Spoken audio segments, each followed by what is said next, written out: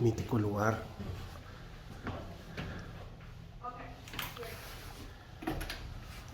Hi.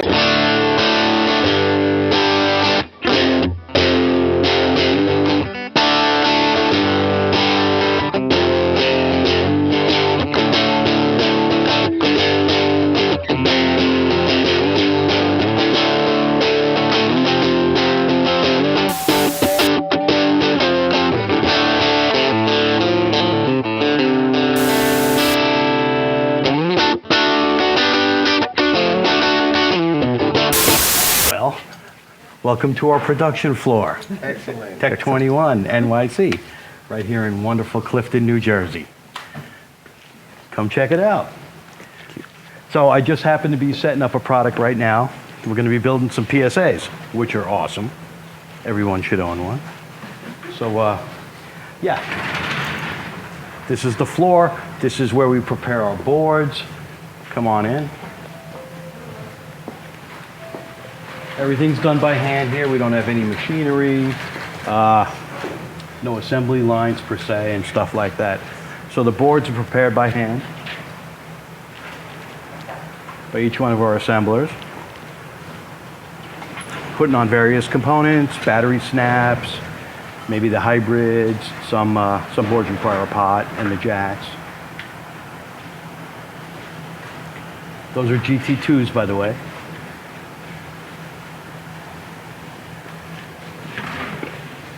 Jackie's going to be assembling PSAs. Hello. Hi. Then we have our testing over here. After the products are assembled, the assemblers stamp them with their ID on it, and then it goes through testing where they test every aspect of the pedal. Functionality as well as cosmetics. You know, so we really pride ourselves on putting out the most quality product that we possibly can. Matter of fact, we have a very stringent QC. we have a lot of seconds that are really in perfect condition. But yeah, so everything gets tested right here, and then gets packaged over here. Got a bunch of boxes over there. But yeah, so after it goes through testing, if it passes testing, it goes on this shelf where Yahira, right there, will package it up. Hello. If for some reason it doesn't pass testing, it goes over to Eric over there, who will find out why. And we'll repair it, and it'll come back through testing again. You know, so nothing goes out that hasn't been tested at least twice. Here. And then we have the shipping department over here. Bunch of Paul Landers getting ready to go overseas.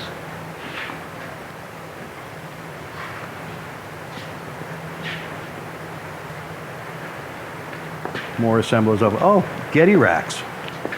Those always look good on camera. Come this way. This is Lena.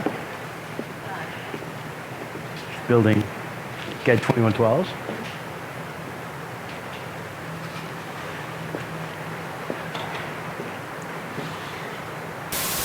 You know, I was in Manhattan in a music store in the back and repairing amps and synthesizers and what have you, anything electronics. And I was playing in a band also, you know, so I always tinkered with stuff, you know, and I was recording also with the band, and I was frustrated that we spent a lot of time setting up the equipment and get a good sound for the guitars. And then many times we had only 2-3 hours in the studio. We didn't have much budget. We didn't have the studio for like weeks, like you know, the famous bands do. So a couple hours, and we spent a couple hours to set up, and then you were ready to play. Oh, time is up. So I wanted to create something you can record with, just plug it in and go, you know, and get that sound what you get with the amp, like a turn-up loud amp. So that's how the SansAmp came about. And lucky enough, at that time, I already had some famous clients because I was repairing for like Foreigner, you know, and Mick Jones was one of my clients. So I figured like this guy is like, you know, one of the best, recording. There was a recording studio also not far from us on 48th Street, right track. A lot of people recorded there. And he was actually recording there. So I went down to show him my new invention. And he wouldn't even want to give it back to me. He was like, I'm keeping this is great. So that's how it started. And then it's made me think that, you know, there is a possibility to make this into a business. But I didn't want to give up my daytime job, which one was repairing amps, and I was at Tech. So I kept doing that. In parallel, I started to build the pedals. First myself, then as I mentioned, Matilda was my first employee. Then Mike recommended to hire her because I was buying tubes for my tube amp from Mike Matthews from Electro-Harmonics. Back then it was not Electro-Harmonics, but was New Sensor. New Sensor. Yes. And so then I hired, you know, an employee to start to keep building it because it was a lot of work. You know, it was all hand-built, the first ones. And then it gradually just kept getting busier and busier, hiring more people, and eventually I quit the repair end of it, got my own space because the original space was actually 1/4 of this. We had like maybe this, you know, and when it was already 3 of us, it was very crowded. So then we moved into a bigger facility, and that's how I started. But basically, I always reinvested, you know, any funds that we made into the business because I wanted to grow with it, you know, and we didn't have to take in like an investor because that's also ruins a business, that you have to think about, you know, making enough money to satisfy the people who put money into it, and then you're not able to really progress, you know. So we spent the first 10 or so years to keep building the company. And then we needed more and more space. And we used to make amps, and they used to unload the empty cabinets. Which one was made in California? We didn't have the facility to build cabinets. So they made the cabinets in California, shipped it into Manhattan, and they're unloading it on Broadway, like right off Times Square. You know, imagine the scene. Like there's an 18-wheeler unloading empty cabinets. It was crazy. So we said, like, we need to get another space. So that's how we got this. And we used this facility as a storage. And eventually we were like, we should just move out here, you know, because we had a loading dock, we had the whole building. Yes. But this building costed 1/4 what costed in Manhattan, a much smaller facility. So, I can imagine. So it was a good move, and it's only half hour. You know, so we were reverse commuting. We were living in New York, Manhattan, and coming out here to Jersey every day. And eventually I moved out here too. I got a house, and you know, so we are here now. But I still go to the city. A lot of times we have artists who come in. Like just a couple of weeks ago, there was Winery Dogs with Richie Kotzen, and he's one of our main artists. And we went in, you know, to see them. They were playing in New Jersey. We went there. So it's good to be close to the action, you know, but not so close that it's impossible to work. There's no loading docks in Manhattan, not in the center. Okay. But that's how I started, because my repair shop was in the city to be able to you know, fix stuff for all the famous bands. And my first dealer was Sam Ash on 48th Street. And it's a funny story that I took this classic and showed it to them, and a couple of guys were very excited, but the management, you know, they were reluctant. It's something new. It was really expensive, $350. Back then, there were no boutique pedals. So the most expensive was like a Boss pedal for $60, overdrive. So they were like, no, you know, it's too expensive. So I said, don't pay for it. Just take it as a consignment, and if you sell it, I'll bring more. Next day, they sold it to Def Leppard. After that, they sold it to Kiss, Nirvana, and almost every day somebody famous bought it, because it was a really good exposure being right in Manhattan and Sam Ash. So all these people coming in, and it's like, what is that? What is that? You know, and it's like, let me try, and they loved it. Like Nirvana ended up having 6 of them because he was notorious for kicking things around, or just Yes. spitting on things, Yeah. and even cameras. You can see that. So we were constantly in touch with them that he was destroying equipment. Wow. And till this day, we have like KISS. They're using our bass amps. They just called us because they're doing the last tour and they wanted to do refurbishing of the equipment. Nothing is wrong. But imagine that every night you have smoke and fire, and then these amps are in the middle of it. So they wanted to make sure it's going to be working. So we are cleaning it out and sending it back. And a lot of these bands, like we started with, they're still with us because we build product that's just lasts, doesn't break. Yeah. We see like bass drivers coming back, more than 20 years service, and a taxi runs over. It still works, but the knobs are broken, so you need to put some knobs on it. And professionals are really, they want something that is reliable. They don't want something that, in the middle of the gig is going to go down. And, that's how, like with Richard Kotzen, we developed the fly rigs. This is an older one. And he's playing it every night, and we get a lot of good feedback from him. Like this is one of the original ones, so we always improving, putting a little bit more stuff that he needs. And, but basically, originally he just used our delay. And he said, like, I have this idea. I love your delay, but I also want to have my overdrive in the same box, so I don't have to have like a pedal board. Yeah. Because many times he goes to like your country, goes to Mexico, goes to Brazil, and he cannot take all the equipment. He gets on a plane, you put this in your bag, you have a guitar, you're ready to play. Yeah. And the beautiful part of this is that there's a SansAmp in it. So if he gets an amp that he doesn't like the sound of it, he can tweak it. that, with the SansAmp. So that's how we basically grew that.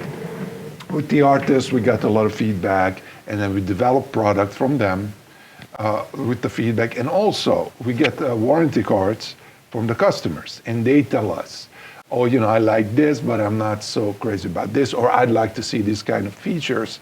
And I personally read every warranty card because that's what is you keep your fingers on the pulse of the industry, like which directions we are heading. But at the same time, I also like to have my own ideas and introduce them, and sometimes it takes a while. Like the classic took almost 10 years to be accepted. And interestingly enough, the digital products made it more acceptable. Because when I just said you can plug this direct into the board, many times we're like, what? They wouldn't believe that can sound like an amplifier. And then when the digital revolution came by, then people said, oh, it could sound like an amplifier, but it has its own sound because it's analog. It doesn't sound like the digital products.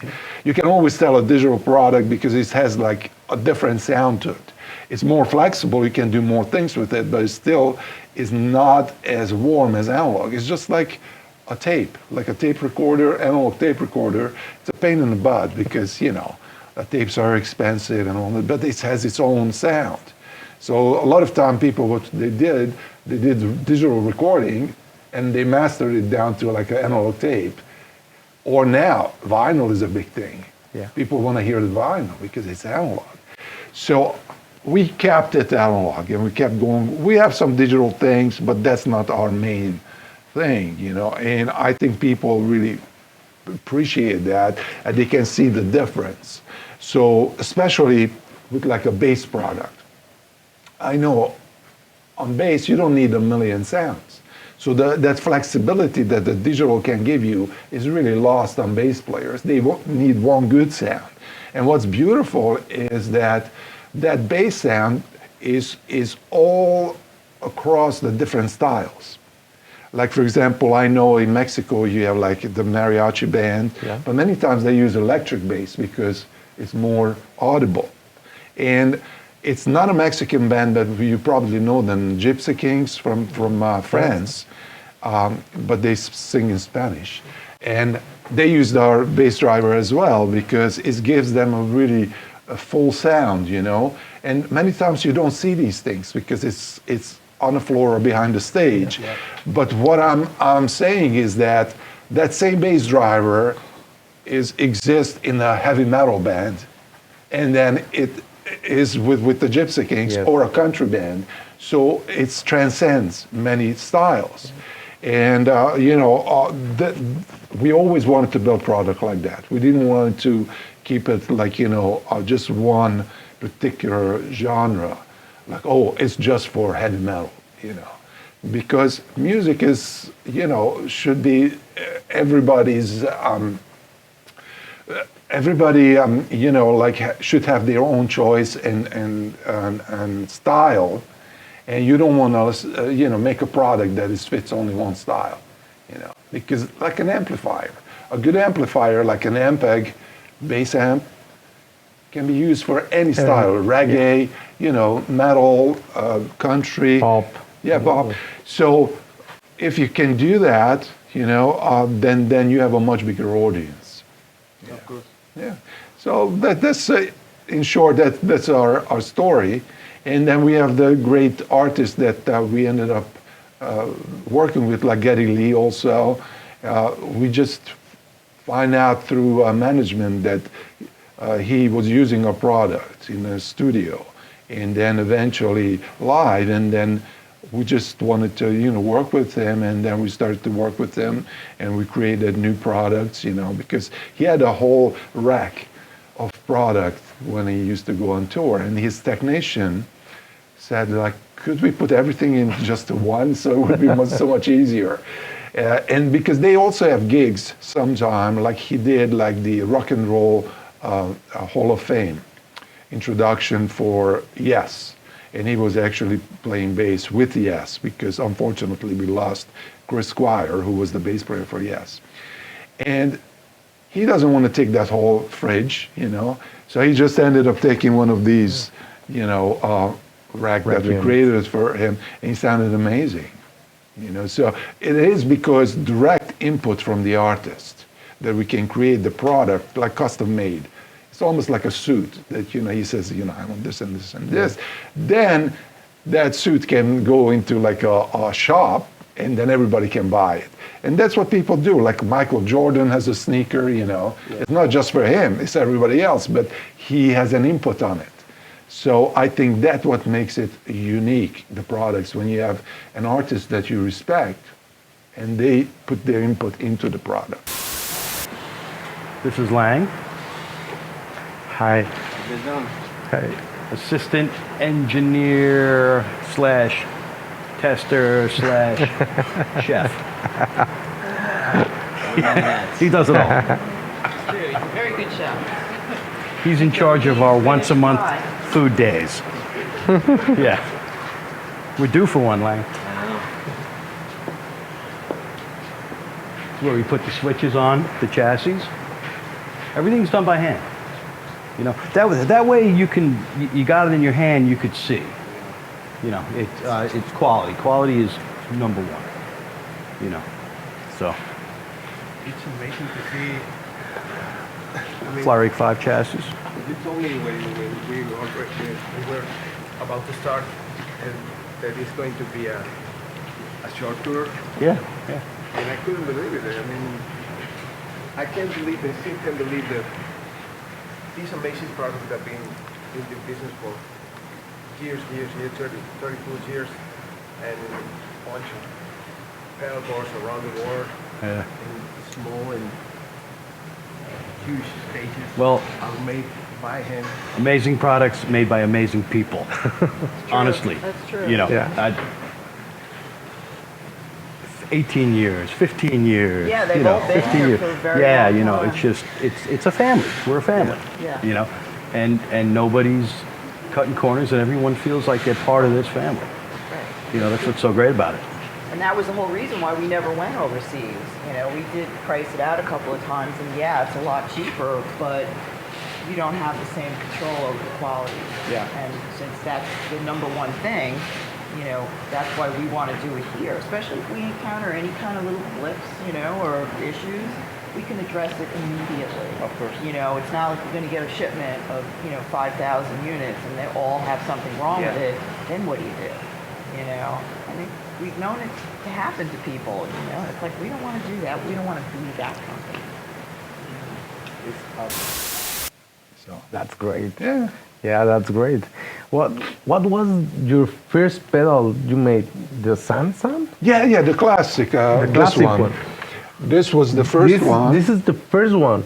Very first, yeah. Wow. We had actually a very basic product. It's called the MIDI checker. It was a little MIDI plug that had an LED on it, and it was flashing when there was MIDI signal. It was $5 or something, because I was a tech and I always needed to check, if something working. But we didn't even market it as Tech-21. So that was the first Tech-21 product, and that was in '89 that I was building these by hand. And then eventually, like hired people. But that's the first one. It's here, and I still have like one from this is from the first year or two. But before this, we had one that had no switch on it. So without the input preamp switch. I was the very first one. I still have one somewhere there. And the manual was like written by a typewriter, It's funny. It's a true boutique product. Yes. And I even say to people that they don't know this, but I think I was one of the very first boutique manufacturer, because in '89, I don't remember anybody to making I made this in my kitchen, And then I brought it into work because, at home I was working too. Yeah. And I don't know many, companies back then. So I think we kind of started that homemade revolution. Of course, now it's not homemade and made in here, but, back then, and I had to charge a lot of money because it spent, like a day or so, to make one. So you had to recover your expense and time. But I think we also were kind of pioneering that movement too. Now we have 1 million people building pedals. What do you think about that? Because you started that. Yeah, but it's great. It's great to start something. It's almost like Chuck Berry, like starts rock and roll, right? Yeah. Maybe he's not the most famous rock and roll player or the best, but he started something, something unique, and it's great to be in the forefront of that. And we're very happy, with our position because, we are not the biggest company, but we are doing what we like to do. And I never even wanted to be like, as big as Yamaha or something, because it's corporate then. When you look around here, you see it's friends. Everybody's a musician. We have a good time, we're enjoying it, and that's more important than making a big buck and a lot of pressure and unhappiness. So that's how we run the company, and now we are like over 32, 33, 34 years. Going to be soon, So it's a long time, and well, it's very steadily. Going ahead, and every year, expanding a little bit, but not crazy, So the COVID was a little bit difficult time, but for everybody it was. But we got through it, and now we're looking forward to have a good business again, Do you miss the Namcho? Yeah, the old one, yes. The old one. The old one when it was craziness and a lot of bands. You have the big sign. Yes, we had that, and also a lot of shows, and a lot of musicians coming by. I remember meeting a lot of my idols at the show. Even Van Halen, I never met him personally, but he was walking by the booth, and you could see because it was a crowd of people, and he went into the bathroom. And everybody's following him to the bathroom, and the guards had to, no, you can't go in because, he can't even piss, So he was one of my idols, but the other one is like Doug Pinnick from King's X. Yeah. I met him at the show, and because his producer was in our booth, and they said, he was producing Doug Pinnick. I said, oh shit, I really want to meet Doug. Can you bring him in? And he did, and then we ended up being friends, together. and then making pedals. Yes. And so many other people, like from Blue Oyster Cult to the Guess Who, and because they're just there, and then they're looking at your product, or they're already using your product, and it's great. We have a testing room in there with some amps. couple guitars hanging on the wall. But yeah, it gets loud in here. Yeah. Yeah. This is a fun room. Yeah. There's just something about like music shops. They always got stuff stacked on top of each other. You ever noticed that? Yeah. Oh, a rare VT Bass 1000 siding. Wow. Yeah. Pretty cool, huh? Yep. So this is where we test stuff loudly.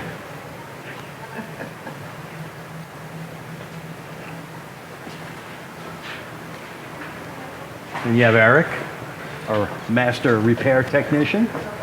Right. He handles all the customer repairs and all the in-house reworks that we need to do. Yep. That's why his desk is such a mess. That's how you want it to look. You know that. Many parts. Yeah. Yep. So that's pretty much it, right? Well, yes. Impressive. Most of it, but then there's downstairs is where we keep all the parts. You know, Okay. all the metal work and all the big stuff And the studio. and the studio. You like to see the Nice. studio? Yeah, of Yes. course. Follow me. We'll take the elevator. Oh, nice. I need the keys. Yes. Stop following me and then follow me again when I get back. I believe that we have working with you, selling your products since maybe 10 years ago. I don't remember how many, but I exchanged emails with Lydia. Right. And this is the first time You met her. I saw Lydia. Yeah. I saw you at the NAMM show. NAMM I and saw Time Dale, also, yeah, Dale and also obviously Time. Yeah. But to put a Wow. face on the Lydia's And you know, email is all of our employees are Yes. here for a long time because, you know, we, as I said, like we try to run this as a friendly business, and we understand. Like we had employees who got pregnant, you know, and she was actually surprised. It's like, oh, you're not going to fire me? It's like, no, we're just going to wait for you Why? to come back whenever you're ready. Yeah. You know? We have people from all over the world. You know, we had I don't know. You name the country, probably we had somebody here, and we have distribution also all over the world. You know, because it's a product that really go across all genres. You know, so that's really good. Yeah, like even in countries like Middle East, you know, we sell in the Middle East. You know, because like you can play like in Turkey, for example, they were very good customers for a long time, and they have their own folk music, you know, but they have like string instruments. I don't know the name of it, you know, like similar to guitar, but it's not a guitar. Yeah. And you electrify it to make it louder, and then the SansAmp can make the sound much more pleasing. And we have like violin players also who play through, you know, SansAmp SansAmp. to take off the harshness of the pickup. okay. Because see, a violin sounds really nice acoustically, but when you put a pickup in Yes. it becomes like harsh. But the SansAmp can smooth that out. So we find that many times people find really interesting way of using it. Like cello, we have cello players who use it, and other you know, products that we didn't think of. Auto harp, you know, like I know that Cyndi Lauper is famous singer. She has an auto harp, and she uses SansAmp on the auto harp to make it sound better. So you know, it's great to have all nationalities, all styles, and all genders, you know, using You're our working product. with the guy of Ramstein. I don't remember Yeah. the name. It's the Paul Landers. Landers. Yeah. I met him years and years ago because our German distributor is friendly with the band, and when they played their first time in New York City, 15 or 20 years ago, he told me to see the band because he said they're really unique, they're special. So I went to see them, and the first thing I see in Manhattan, there's 6 fire trucks outside the club. I said, like, oh my God, what is this going to be, you know? And surely enough, the show was incredible, you know, a lot of fire and all that, but the sound was great. And then I met the band, and we kept in touch, and eventually we made a product together with them. But very unique band, you know. What was the most unique artist to work with or phone or something? Well, when Les Paul called the first time, they Okay. said Les Paul is on line 3, you know. And it's like, you're joking, you know. It's like Les Paul. Oh. And I picked it up, I talked to him, and it was Les Paul. He lived here, like half hour from here. Oh. And he was using our product. Actually, his bass player did. And then he was asking technical questions, and he wanted to get some things. And eventually, he ended up using our amplifier. And he came to visit us. He was right here. I have a picture with him standing here with his son holding a Les Paul. I have a couple Les Pauls. Wow. So that was like when I was like 13 years old. I still lived in Europe, in Hungary. That's where I'm from. And I had like Les Pauls on my wall, you know. And it was a dream. I couldn't afford to buy those guitars, you know. And to meet the man in person, you know, it was amazing. And then I used to go down to the club where he played, you know, in Manhattan.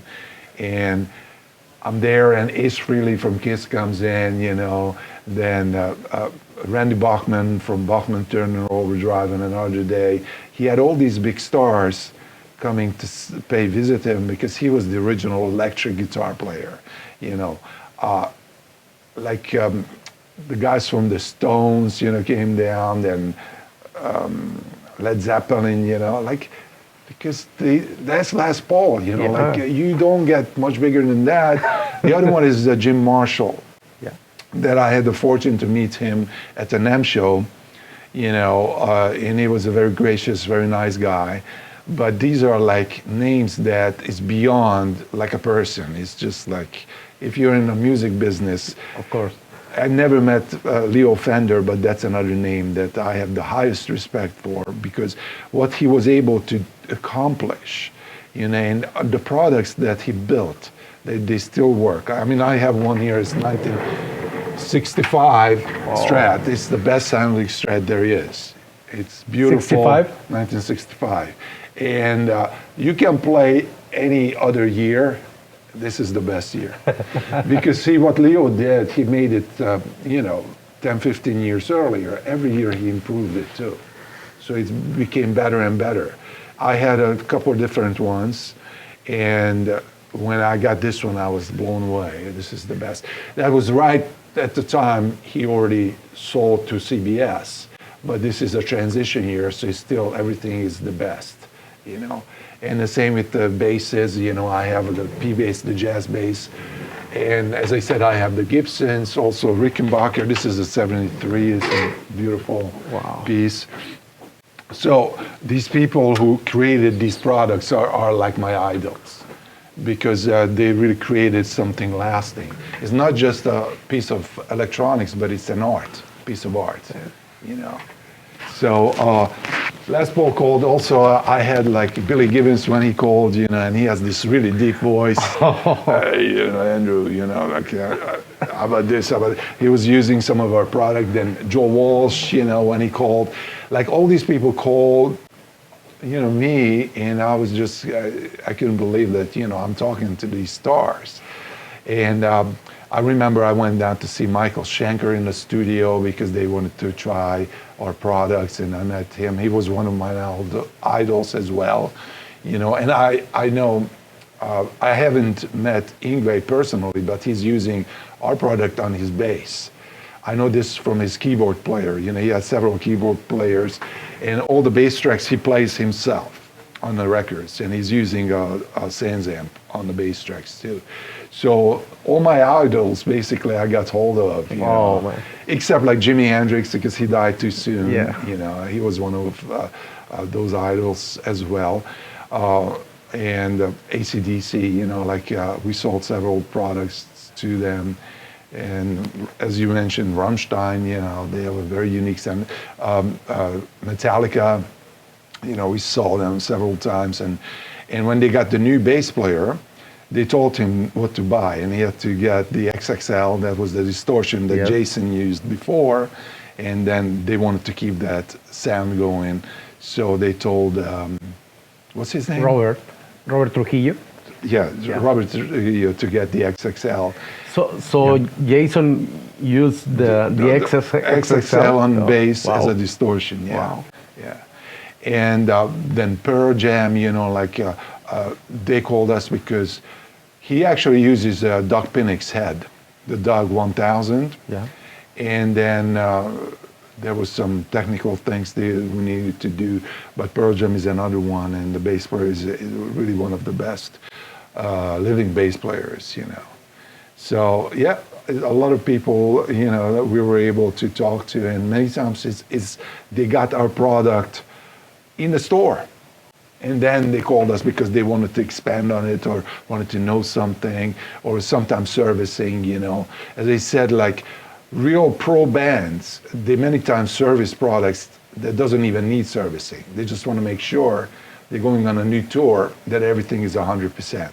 So we do that as a courtesy to clean it out, you know, test it out, so we can be 100% sure not going to be any problems, you know, on a tour. Great. Yeah. This is our lovely kitchen, you know, and we have 2 refrigerators. And seriously, like once a month, Lang will do a, you know, a company lunch. Nice. You know, it could be tacos. We've had Taco Tuesday. We do pancakes. I'm telling you, he really makes a mean spinach pie. So good. You know? I'm trying to think of some of the other things that he. What else did he make besides the tacos and pancakes? Spinach pie. Oh, we've had so many things. Hot dogs, hot Yeah, dog hot dogs and day. hamburgers. Yeah. Yeah. Yeah, every month it's something different. Yeah. Yeah. We love quesadillas. Yes. Oh yeah, every Tuesday, quesadillas. That's right.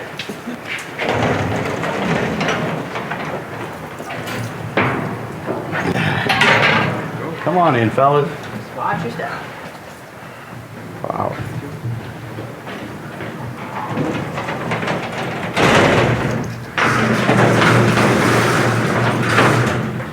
Old-fashioned elevator. Nice. I love this thing. Yeah. Is that why you use it all the time? When I'm carrying boxes, otherwise I use the stairs.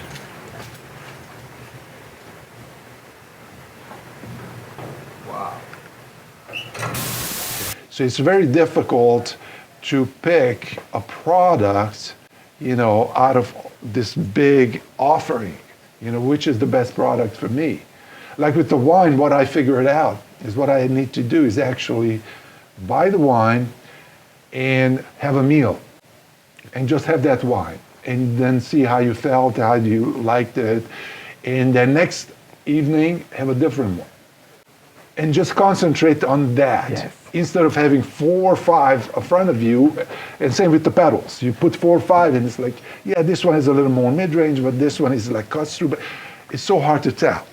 But one of my tricks is when I create a product is you put it into a mix. Because many times product can sound great when you just play it, but when you put it in a mix with the band, like the drums and the bass, and then the guitar can disappear. Because it sounds really good when you cut the mid-range out, a lot of bass, a lot of top end, well, yeah, this is great. But then when you put it in a mix, it's like, where's the guitar? It sounds like just noise, okay? So you have to understand that on its own, it doesn't matter how it sounds. Yeah. It has to sound good with the band. And it depends on what style you play, yeah, and how your other band members are amplifying their stuff, or keyboards or bass, and you have to fit into that band. So I think the best thing is to get like a pedal. There are actually rental services now. You can rent pedals. You rent 3 of them and you send it back, you get another 3. Take it to rehearsal, plug it in, and play it with your band. Yeah. Instead of like trying in a music store. Not your guitar, not your amp. It's impossible. The environment, the pressure. Yeah, yeah. So, you know, I understand the dilemma, but that's why it's also good to be a name brand. That it goes back 30 years, yes, like us, because then people know they can trust us. There's a new brand, who knows where it's made, you know, who knows the quality, if it's reliable. So it's difficult. I think it's with every product, like even watches. A Rolex is a Rolex, Yeah. and it's going to keep its value. Like this product, you always can find it or sell it on eBay for $150, $200, depending on the condition and year.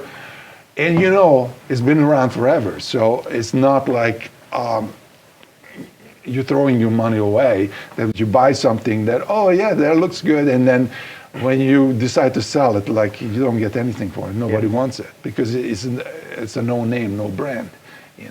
Of course, there are also the other end, like the boutique products. Like I know some distortions go over $2,000 because it's a limited supply and people want to pay this money. And amplifiers the same way. There are some boutique amps that are like a Dumble is like 20, 30 grand, or train rack. Kenny used to build the train racks here, like 10 minutes from here, Wow. And we have a copy right over there, that wooden one. All right. That's not The his. wood one. Yeah. But I talked to him a couple times, before he passed. And those are like crazy prices, And then you have the other end, that really cheap stuff, like $30, $40 pedals, that they actually copied, many of our products, like the Character series. You can buy a copy, even from Behringer, they have one, I forgot what they call it, like something 21, GT21 or something, and it's like a GT2, and it's like selling for like $60, but it's Behringer. It's like they make also like a Boss copies, and it's not as good as the Boss. You can buy a Strat for $100, and you can buy it for $100,000. Yeah. There's a difference. So we know where we fit in. We are not the 100,000, and we're not the 100. Yeah. We are like in a good, solid middle with a good reputation and providing really good product that you can rely on, and sounds great. So, we are very happy with that position.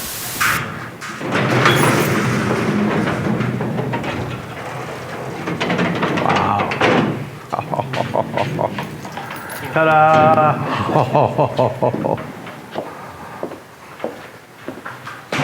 So, this is where all the metal work is. Chassis. We do keep some boards down here. As you can see, like the fly rig boards, and the DP3X, the SH1, the PSAs, stuff like that. So, this is all the jacks, the pots, the components, everything to put the pedal together, we keep down here. Nice. We don't have enough room upstairs to keep. Right, yeah. And we have a pallet collection. Nice. Anybody need a pallet? Yeah, you need pallets? You guys need pallets? Take them. We can't get rid of them.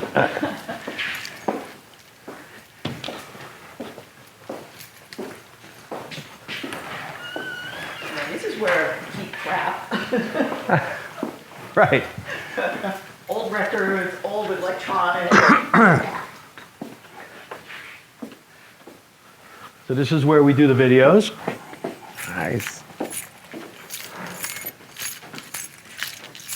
Yeah, we just did one yesterday that you'll be seeing soon. And we always have cool stuff. Always. I mean, how can you make products that emulate vintage products if you don't have vintage products? So this is just like a small sampling. If you really pay attention walking around, you see some really cool stuff. I was. This is like a museum for us. Yes. And it looks amazing. I'm a specialist. I'm really specialist. I don't know what to say. Yeah. This is awesome. Yeah. So, this is it. We also have a lovely bar with some Yeah. Elvis wine. Oh, yeah. We have our Does the monkey work? Macarena Gorilla. The Macarena Gorilla. I think it got, Yeah. I don't know. You have to take it upstairs.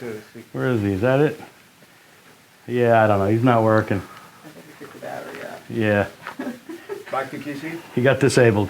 No. This got disabled on purpose. Not by me. It had a motion detector every time you walk past it. It would start doing this thing. It was funny.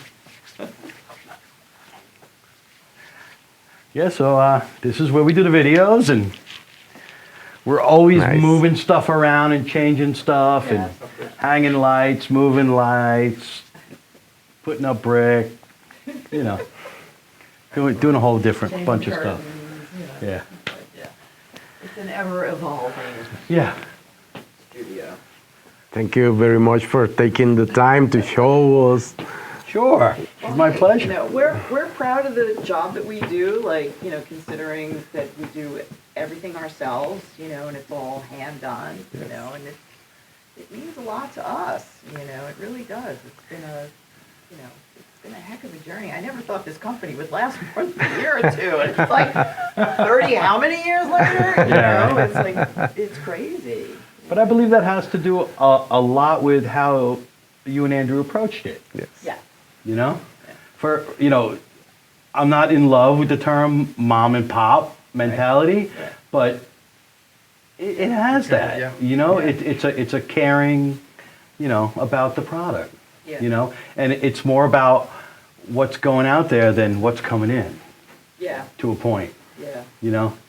Yeah, I mean, Andrew never really wanted this company to be like giant, thousands of employees and stuff, you know, because then you lose control. It's all about making sure that what you're putting out there is, you know, something you would want yourself. That's how the whole company got started, you know. He wanted a SansAmp for himself, you know, and that was it.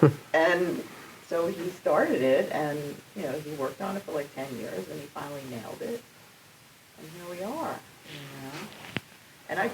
And anytime I train people, well, I don't train people, but, you know, when I talk to people, you know, especially about packaging and all the final stuff, I'm like, think of it as how, if you opened it up, what do you want to see?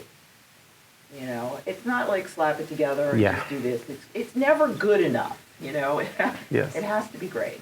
Right. Good enough just isn't. Just ain't good Yeah. enough. Yeah. Good enough ain't good enough. Yeah. Something You like can that. quote me on that. Well, you quote her quoting me on it. Isn't that better? Right? Do you have a brand that you like on the market that you already seen, like other brand of or one pedal or something? Well, as I said, I'm very much, appreciate all the original Okay. designs. So, for example, like the Electro Harmonics had the Big Muff since 60s or early 70s. And how could you not appreciate that? You know, I remember going to a music store back in Europe, and I was like 13 and 14, and seeing that, and it's like, oh, I really want this. I couldn't afford it. So, you know, I was building my own distortions in the beginning because Yeah. of that. The fuzz face, you know, so many versions of it, you know. So, and what's amazing, like about Electro-Harmonics, is that they didn't stop. They always innovate. And that's where I pay respect, is when I see a company who creates a product that didn't exist before. Like they have those products that, you know, you can play a guitar and it sounds like a Hammond organ, right? The 9 series? Yeah. It's like nobody built anything like that before. So that's respect, you know, because it's easy to build another tube amp. You know, you just take a Marshall schematic and a Fender and you do something in between, you change a couple of things, but it's basically the same. It's not an innovation, you know. But when you innovate, that's when I look and pay respect, you know. So those are my top idols. And I love Mike, because Mike is not even a designer. Mike Matthews from Electro Harmonics. Yeah. He's a great businessman, and he has the nose to recognize, you know, good products and what he has to do. And somebody asked him once, like, what's his favorite product is, and he says, whichever sells the most. And the honesty, you can't argue with that. Yeah. That's great. He's a businessman, but he understands. He also a musician, so he plays. He understands what people want. You know, so that's great. I equal him with like Les Paul, who was a tinkerer. He always told me, like, Andrew, you know, I just, you know, where is this frequency fall off? And, you know, I was at his house. He showed me his lab, his multi-track recorder and everything. And he was like a tinkerer. He liked to play with the stuff. And because it was fun, and that's the good thing. That's the good way to do things. Not because your boss tells you that you have to build something, but because you want to, you love what you do. And it comes through the product. Some products you can see that, some products you can tell it was built by engineers in a lab coat, Wow. Yeah. Speaking of your pedals, do you have plans to bring some reissues? Because I have so many customers asking for the contortion. You remember the XXL? We just did a reissue because we did the Character Plus. Yeah. We used to have the Character, and the Character Plus has an extra effect in it. Instead of just an amp sim, it has like an overdrive distortion in the same to melt it together, because that's when they sound the best. The contortion, we have to think about it. The problem is that we used a chip that is discontinued. Oh. So a lot of synthesizers from the 80s are like that, like ARP synthesizers. They had chipsets that you cannot get. So to get the same sound, you can't really do it. You can get something similar, and then it's better just to create something that is similar but maybe even offers you more, like we did with the Character Plus. We just reissued last year the what was that called? I have one here. The Red Ripper. Right. Because a really famous English band was using it on bass.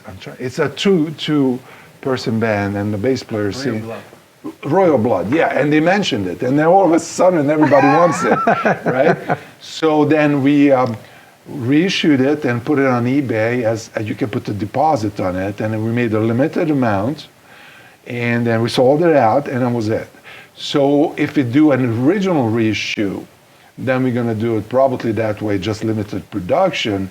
Maybe we give some to distribution if they're interested.